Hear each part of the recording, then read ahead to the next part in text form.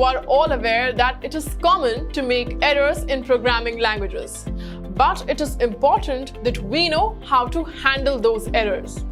Hello and welcome back. You know all types of errors now. In today's lecture, we are going to learn the methods to handle these errors. So let us look at the agenda.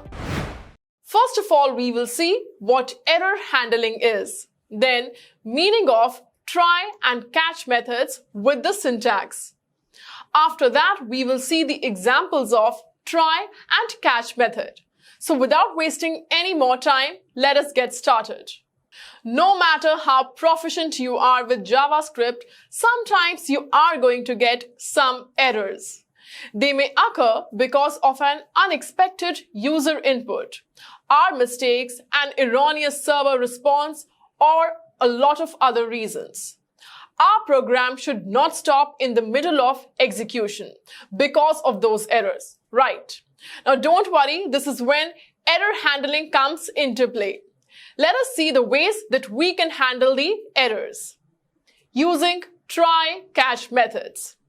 We can handle these errors by using the try-catch methods. Try-catch method allows us to catch the errors inside a block of code. Let us see what each of them does. Try. Try statement allows you to check whether a block of code has errors or not. Catch. If the error is generated in the try statement, the catch statement will handle the error. This is the syntax of try and catch blocks. This is how the control flows in a try-catch block. First, code in try is executed. If there are no errors in try block, catch block gets ignored. And if there are errors in the try block, the execution gets interrupted and control flows to the catch block. The beginning of the try block has error variable. You can give any name to it.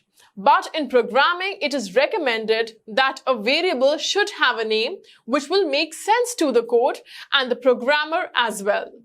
So the code in the try does not get stopped. We get the chance to handle it in the catch block.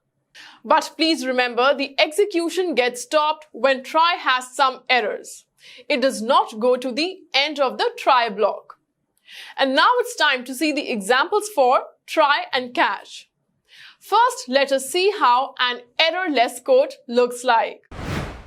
The catch code will not be executed because there is no error in the try block. Let us see the output. You can see the hello user alerted on the screen. This code has an error. As you can see in this example, there is an undefined variable named books. So the end of the try block has never reached. After catching the error, the catch block gets executed. Let us see the output. First, the try block has been executed. Then, the catch block has been executed due to the error. But always keep in mind, in order to use try-catch, the code must be runnable. It will not work when you will have any syntactical errors like extra curly braces, missing curly braces, etc. So your code, it has to be valid. On that note, we have reached the end of this lesson. I hope you thoroughly enjoyed this lecture. In the next lecture, we will be learning some more methods to handle errors. Till then, keep practicing and stay safe. Bye.